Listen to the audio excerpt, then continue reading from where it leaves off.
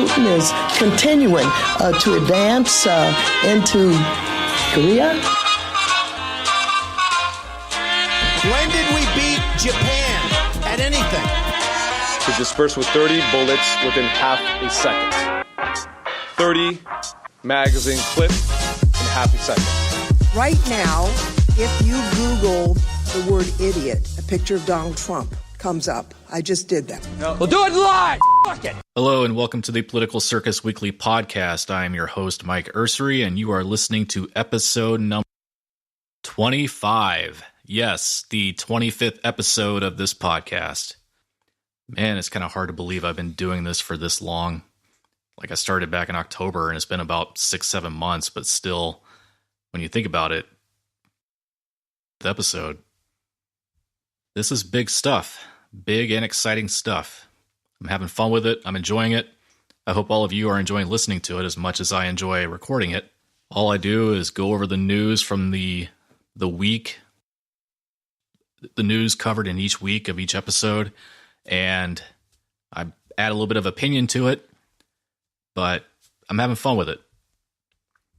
So did you all see Bernie this past week or hear anything about Bernie this past week?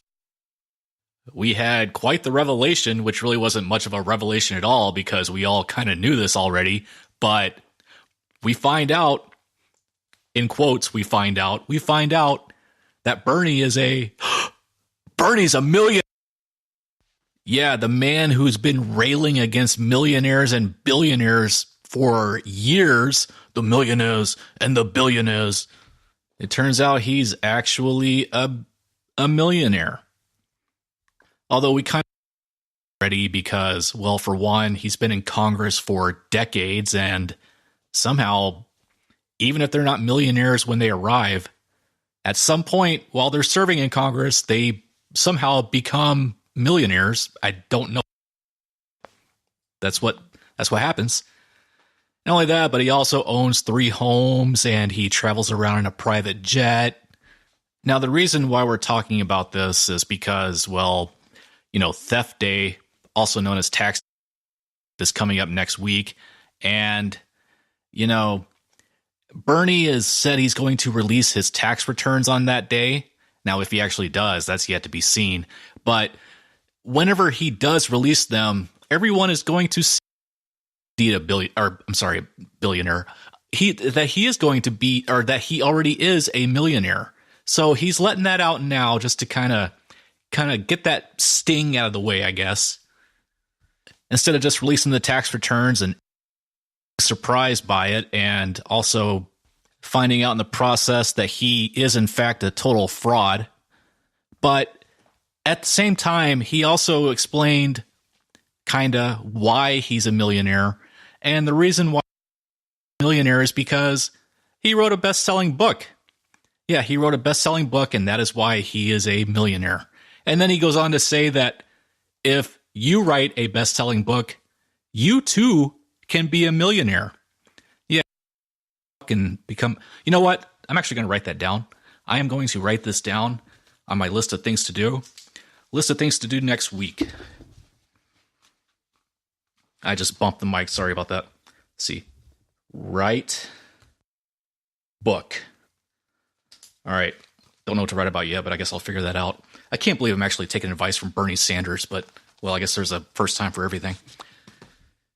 So that's how he did it.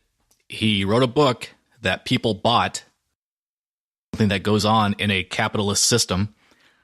The man who rails against America's capitalist system and has been for so many years has become wealthy thanks to the capitalist system. Do you remember during one of the primary debates where he was complaining that there were 27 different types of deodorant, and he said that there were too many kinds of deodorant? How many books are in the country for sale right now? And you know what? We don't need that many different books. We have enough books. We don't need Bernie writing one trying to get his piece of the pie. There are enough books. Bernie, stop writing books and stop making millions, and also stop buying houses. So you had that in the news this week.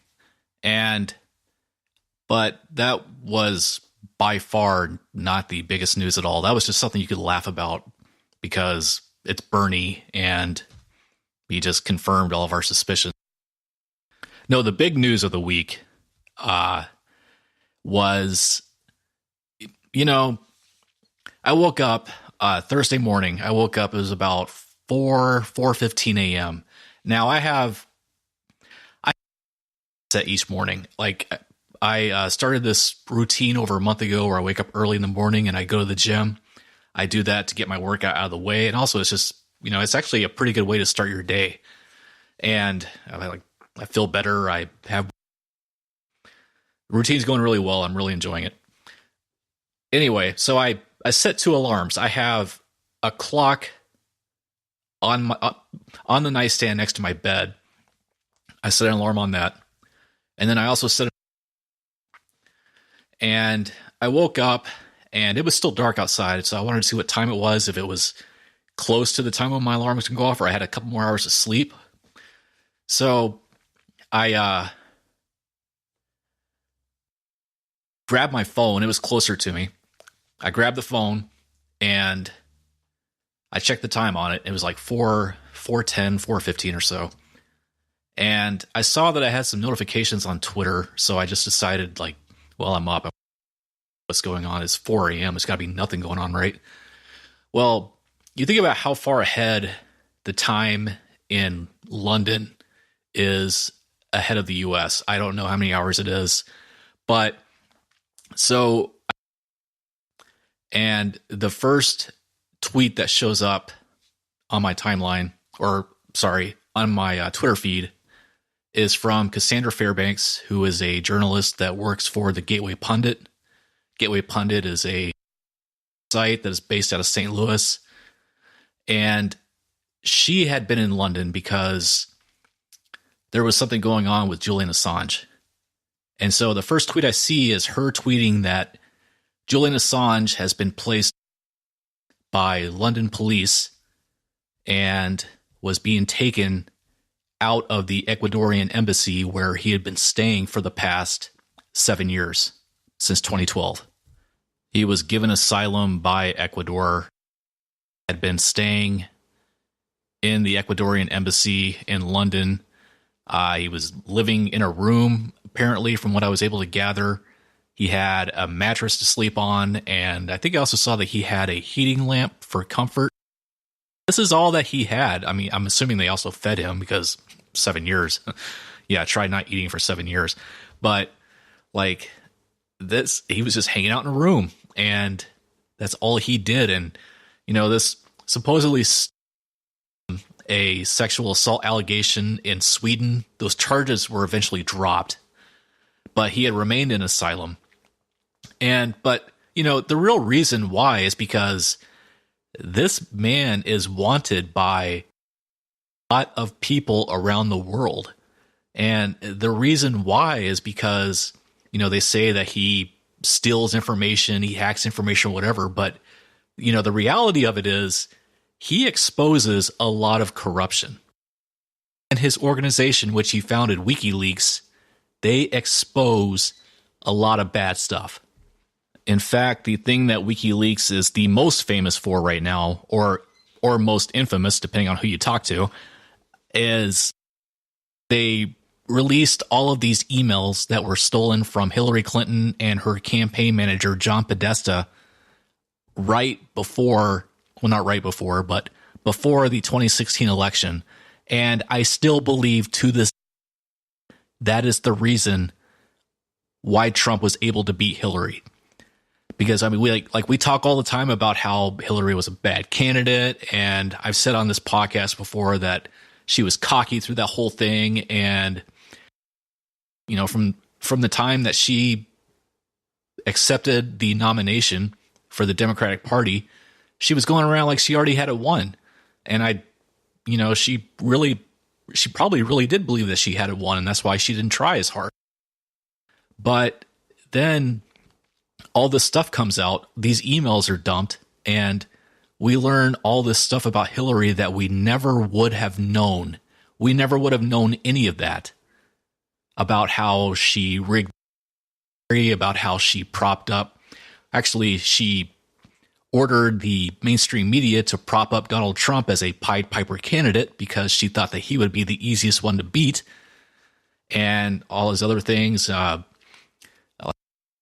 sending her that debate question and all this stuff about John Podesta, spirit cooking, and John Podesta is a total weirdo. And we know that now because of all of his emails.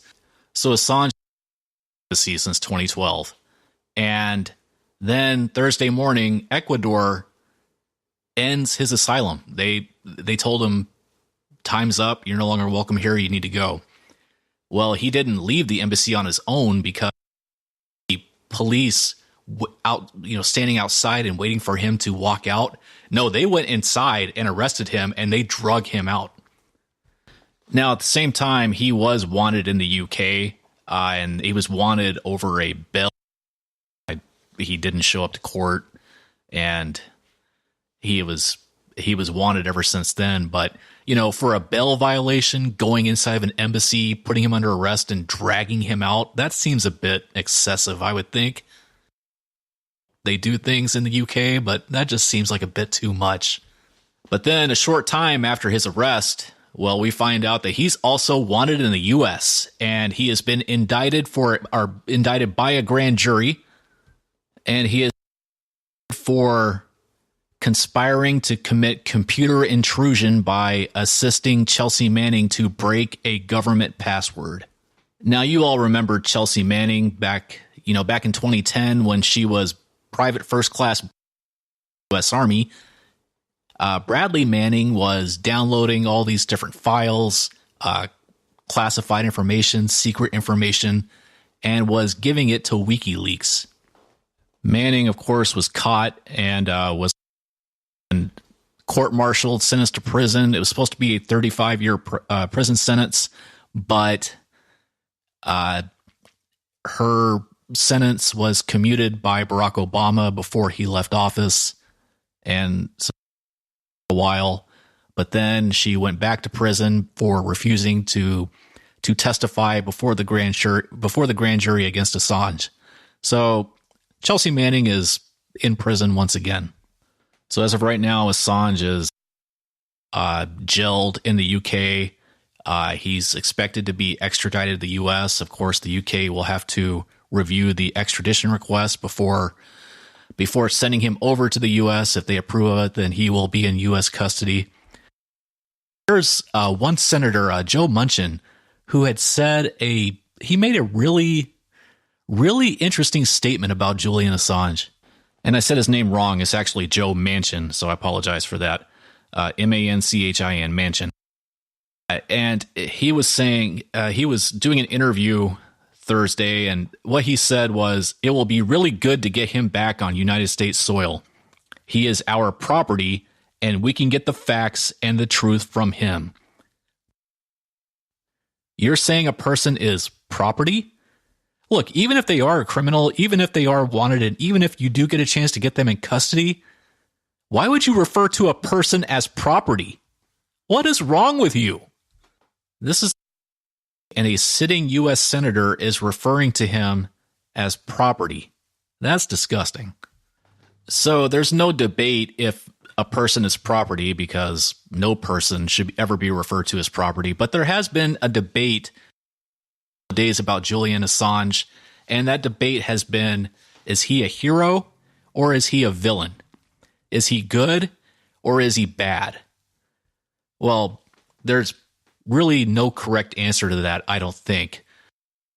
It's like I said, it all depends on who you talk to. If he's either famous or he's infamous, it just depends on who you ask. Back in 2010, it seemed like the left loved WikiLeaks, loved what they were doing. They were exposing government corruption, exposing war crimes being committed by the U.S. in Iraq and Afghanistan at a time when the Iraq war was very unpopular. And, we had been in Afghanistan, like at 2010, we had been in Afghanistan years, way too long. We're still there. We're still in Afghanistan. And for what? And even with like all the stuff the public knows about what has gone on over there, like the lives lost and, the atrocities that have been committed and for what purpose? Like, they don't even say. They just keep them over there. But it wasn't until 2016 when the left really started to hate WikiLeaks, and that's because of what they did with Hillary Clinton's emails. All this stuff about how Assange was a Russian agent and WikiLeaks was owned by Russia. And even though Robert Mueller found no collusion between the Trump campaign and Russia, the Russia bill has not died. It's actually only gotten worse.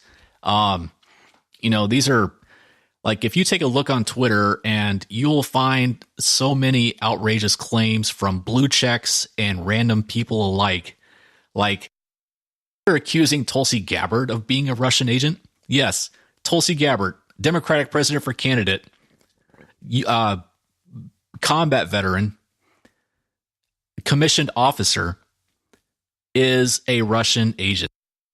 I've also seen claims that Jill Stein, who was the Green Party candidate in 2016, was a Russian agent. And I've also seen that Bernie Sanders would have been Russia's second choice after Trump. Now, to be fair, I think Bernie would have been the first choice of the Soviet Union. But come on, like, Bernie Sanders, the second choice after Trump, like, you can't be serious. This Russia conspiracy is getting out of control, and it just keeps getting more and more ridiculous. And we're headed down a path where more than half the country will be Russian agents. Yes, more than half of America will be all these people working for Russia. Ever since that 2016 election, the left has just been spiraling downward, and it's just getting worse and worse and worse. And just when you think it couldn't get any more worse. But back to Julian Assange. Is he a hero, or is he a villain? Is he a bad guy? Is he a good guy? Well, like, yeah, he helped Manning crack a password to get more information. But this is kind of complicated because, as far as over this, and first of all, I applaud the work of WikiLeaks because like I was saying, like, it doesn't just stop at Hillary's emails. No, there is so much that they have exposed that we didn't know about before, and we would not have known about, not exist, or any kind of organization like WikiLeaks never existed. We never would have known this stuff. The powerful people of the world do some shady things, and they keep those things hidden from the public. But thanks to organizations like WikiLeaks and other watchdog organizations, we learn about some of this stuff. But, the way that this whole thing got started between Assange and Manning, WikiLeaks didn't happen to stumble upon Manning and like, oh, look, here's an intel person in the army. Oh, hey, maybe they can help us out. No. Manning actually learned about WikiLeaks first, and Manning sought them out. And the reason for that is because, analysts and having all these different clearances and having access to so much information, Manning was seeing stuff that she did not agree with, stuff that she thought was wrong. And, if you read Manning's statement I guess at the time it was his court martial. I don't know. I don't really know. I'm not going to dive into that. But the statement from Manning had said that, I guess at the time Bradley Manning, had said that actually tried to reach out to American media first. Like, he went home on deployment leave in the middle of his deployment to Iraq. He went home and he had this information that he wanted to share. And he was in Maryland visiting his aunt. And at first he contacted the Washington Post, which was nearby in Washington, D.C., and spoke to someone there who said that, okay, yeah, but, any information we report by, people higher. And then, they just never got back to him about that. And then he also tried contacting the New York Times, got an answering machine, left a message, and never. And then he said he had also considered reaching out to Politico, but Maryland was getting hit with a blizzard at the time, so he wasn't able to leave his house. So Manning already knew about this leaks, so he sent all these different files over to them. He was describing how he went to their website and he actually saw an option where he could submit information. Like, he said he got a message back saying that it could take like up to 180 days for it to post to their website. And so a little while later, he wanted to make sure that, you know, the stuff that he was sending was going through. Something about Iceland, something that was much smaller. Something about Iceland, like Iceland was getting bullied by some of the bigger European powers. They were asking the United States to get involved, to be on their side, to get the bullies to stop. But there was something about how, like, the U.S. didn't see any geopolitical value in it, so therefore they did not get involved with it. And he submitted that, and that post immediately. So at the time, he knew that, yes, the stuff was going through, and he was just waiting for all this much bigger piece of information to post. So anyway, a little later, he sends in a video. It's of an Apache gunship, which there's a video of this gunship shooting people in a street in an Iraqi city. It turns out to be 15 innocent civilians. Reuters journalist. He had submitted that video and they posted it. Of course, that went viral pretty quickly. So at his court martial and in the statement that he wrote, he's just explaining how he saw all this stuff that he thought was wrong. And, you know, this, like, some of the information was like, there were like other incidents of civilians being killed, but they weren't reported. And there was just all this other stuff happening. So Manning reached out to them first, and then Manning became a source. Assange calls himself a journalist. And so you have a journalist now who has a source with information that he's able to report. Well, of course, you know, any journalist, whenever they establish the resource gives them credible, verifiable information. You know, any journalist is not going to say, oh, you gave me some information. Okay, stop right there. No, that is not how that works. No, a journalist, especially journalists who seek out corruption, find information. They want more information. You know, you find something, you just keep following the corruption. You keep digging. So that's what Assange was doing.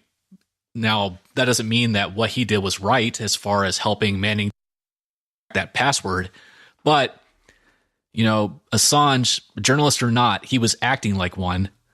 And, you know, he had a source. He's trying to get more information from the source. And because of these actions, this is really where Assange and Manning are both being reviled as villains, saying that they did things to put troops in harm's way. They did, like, Manning did give Assange a lot of classified information that was put out in the open. But if you were to come up to me and ask me who was putting people in harm's way at that time, it was Barack Obama who was the president at that very moment. You know, before Barack Obama, it was George W. Troops in harm's way because the military was being deployed to the Middle East to fight in combat zones. And when Barack Obama became president, he was the one who was putting the military in harm's way. When Donald Trump, now that he's president, he's the one who's putting the military, because we're still in Afghanistan. You do realize that, you know, just last week, there were 4 United States Marines who were killed in Afghanistan. And for what? Seriously, for what? They're not over there defending our, they're not protecting the Constitution as they swore an oath to do. Like, what are they even doing over there? We've been there for 18 years.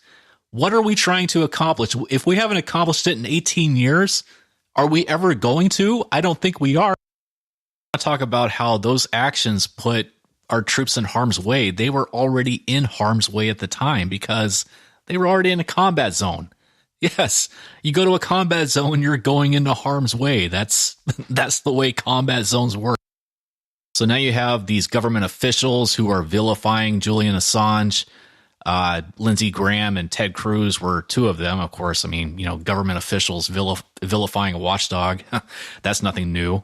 You also have media who are vilifying Julian Assange for whatever reason. Personally, I think it's because he just happens to be better at their job than they are. Seriously. They're supposed to be the ones watching over the government and making sure that nothing happens. And, all this that Hillary Clinton did to rig the election in her favor.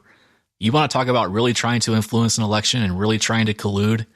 I know it's pretty much beating a dead horse at this point, but still, you want to talk about that. The media has done nothing about that. Nothing. So that's probably the reason why they hate Julian Assange, because he's just better at their job than they are. And then Donald Trump was asked about WikiLeaks and about Julian Assange. And his response was, I know nothing about WikiLeaks, which everyone immediately looked up and said, that's not true. Because on the campaign trail said about 50 times that he loved WikiLeaks.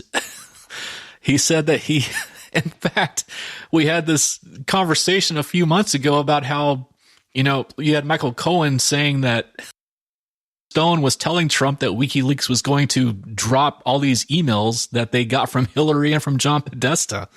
Now, I'm pretty sure that Trump just didn't want to comment on this because, his Department of Justice had just indicted crime, and he probably just didn't want to get too involved in it. But, you got to say something better than that, because everyone knows that you know all about WikiLeaks.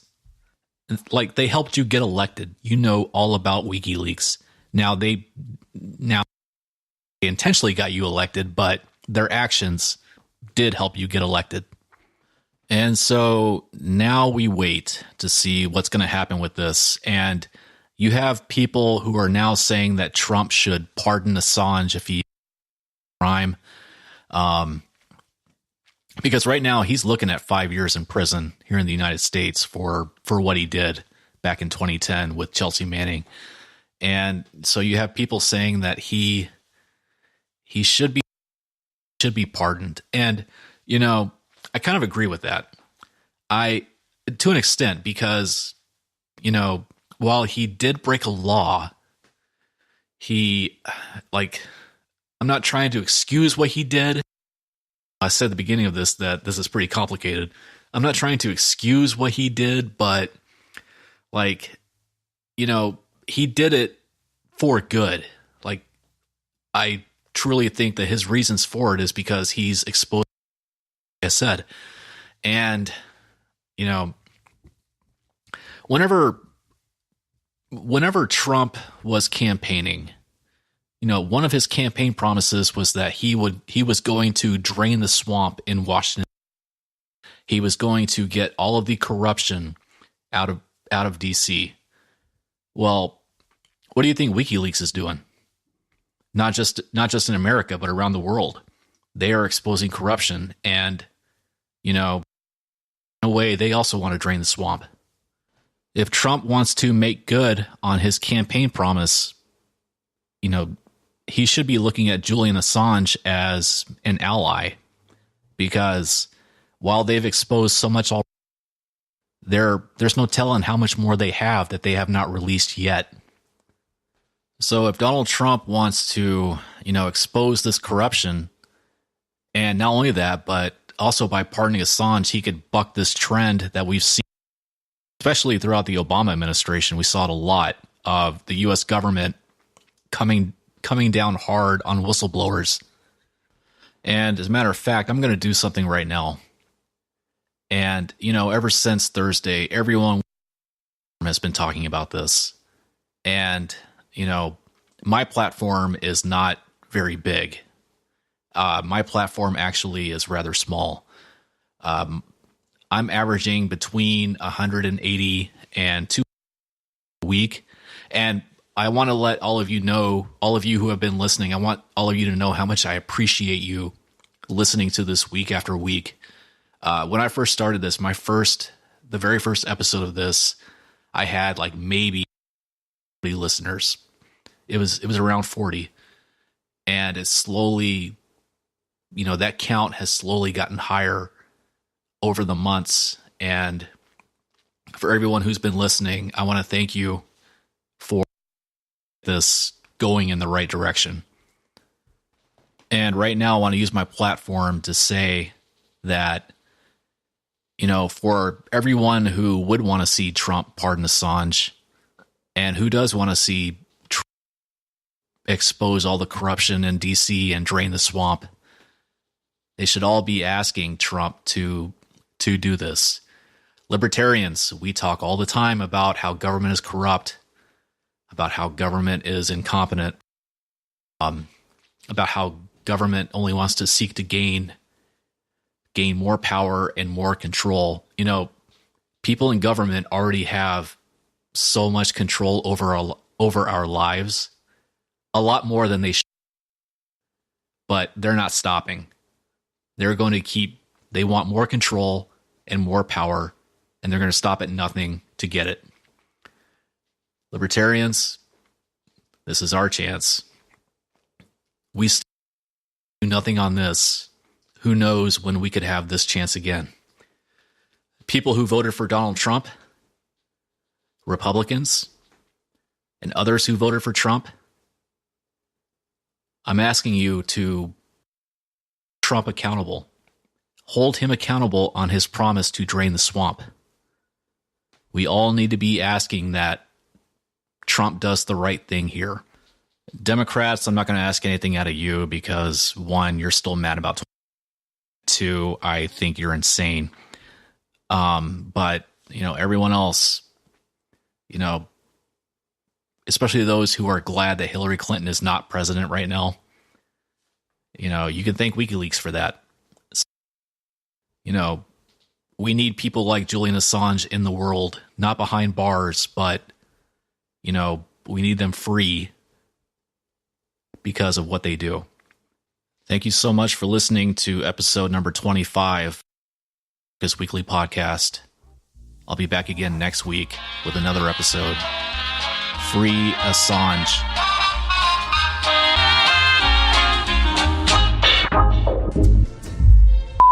And thing sucks!